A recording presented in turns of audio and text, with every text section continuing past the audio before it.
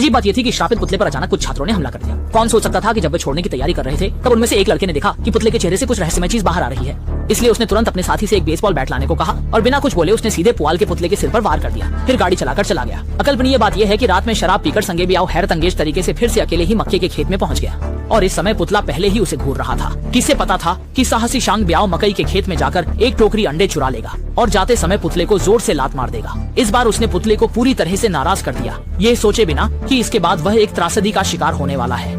इस समय वह पूरी तरह से चौंक गया था। जब वह जाने की तैयारी कर रहा था उसने देखा कि पेड़ के तने से बंधा पुआल का पुतला गायब था और मक्का के खेत में अचानक एक ठंडी हवा चलने लगी थी। इस समय उसका दिल गले में आ गया था, लेकिन वह केवल हिम्मत करके आगे बढ़ने लगा और अगले ही पल इससे तो लाश ब्याओ लगभग वहीं बेहोश हो गया। इससे पहले कि वह प्रतिक्रिया कर पाता, पुआल का आदमी चमत्कारिक रूप से जी अब शराब के नशे से अचानक जागकर सिंह ब्याओ तुरंत पांवों से भागने लगा, पर शापित पुआल आदमी ने उसे छोड़ने का जरा भी इरादा नहीं किया। इसी जीवन मरण की घड़ी में सिंह ब्याओ को एक फावड़े से ठोकर लग गई। जब ऐसा लग रहा था कि आज रात की कहानी यहीं खत्म हो जाएगी, उसने तुरंत जमीन से फावड़ा उठाया। उसके अगले ही पल में कौन जानता था कि पुआल आदमी ने फावड़ा झपट कर पलटवार कर दिया।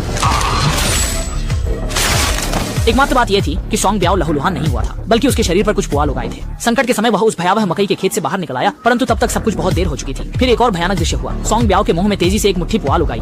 चेहरे पर मांस की आंखों से दिखाई देने वाली रफ्तार से बदलाव हो गया। बाएं हाथ की त्वचा को अचानक ही भूसे ने छेद दिया। वो पूरी तरह से स्तब्ध हो गया और देखते ही देखते अगली सुबह हो गई। दो सहपाठी जब मकई के खेत में खेल रहे थे तभी उन्होंने देखा कि थांग ब्याओ पहले ही एक पुतला बन चुका था।